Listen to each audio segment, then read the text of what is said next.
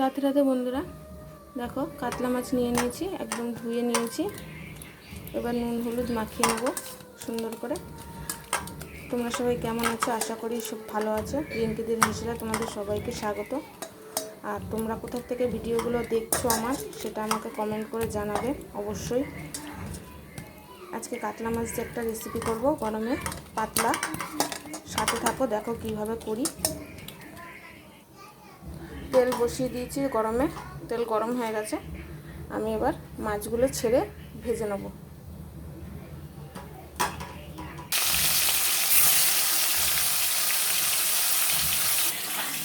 যতক্ষণ মাছগুলো ভাজা হচ্ছে, আমি দেখো টমেটো নিয়ে নিয়েছি, পেঁয়াজ নিয়ে নিয়েছি, আদা রসুন নিয়ে নিয়েছি, আর কাঁচা লঙ্কা দিয়ে বেটে নেব মশলাটা। দেখো আমার মাছগুলো আমি লাল লাল করে ভেজে নিয়েছি। এতে তেল বসিয়ে দিয়েছি দেখো। এবার আমি বেগুনটা একটু ভেজে নেব। বেগুনগুলো আমার ভাজা হয়ে গেছে, আমি বেগুনগুলোকে তুলে নেব। এই তেলে এবার একটু জিরে দিয়ে দেবো।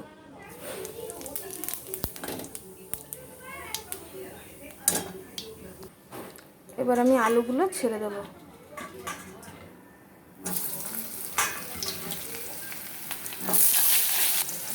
দিয়ে দেবো লবণ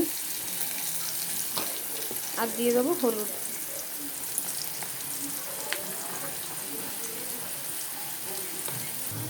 এবার দিয়ে দেবো একটু লাল লঙ্কার গুঁড়ো।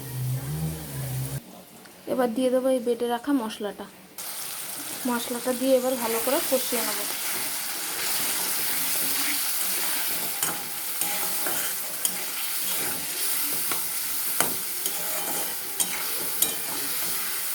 চলো কষিয়ে আবার আসছি। এর মধ্যে দিয়ে দেবো সামান্য ধনের গুঁড়ো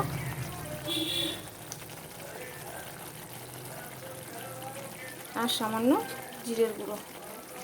এটা কিন্তু আমি ভাজা জিরের গুঁড়ো দিচ্ছি, আমি কিন্তু কাঁচা জিরের গুঁড়ো দিচ্ছি না।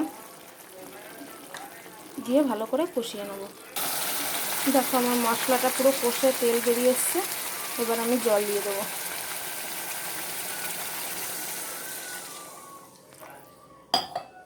এবার ফুটতে দেবো।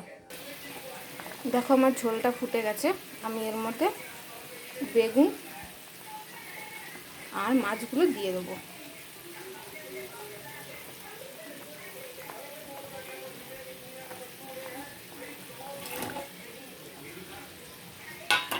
দিয়ে একটু ফুটতে দেবো। দেখো বন্ধুরা, আমার আলু দিয়ে বেগুন দিয়ে কাতলা মাছের ঝোল রেডি। তোমরা ওই রেসিপিটা করে খাও, আর খেয়ে কেমন হয়েছে সেটা আমাকে জানাবে। ভালো লাগলে চ্যানেলটিকে অবশ্যই সাবস্ক্রাইব করে দেওয়ার অনুরোধ রইল। আর যারা ফেসবুকে দেখছো তাদেরকে ফলো করার অনুরোধ রইল। দেখা হচ্ছে নেক্সট ভিডিওতে। রাধে রাধে বন্ধুরা।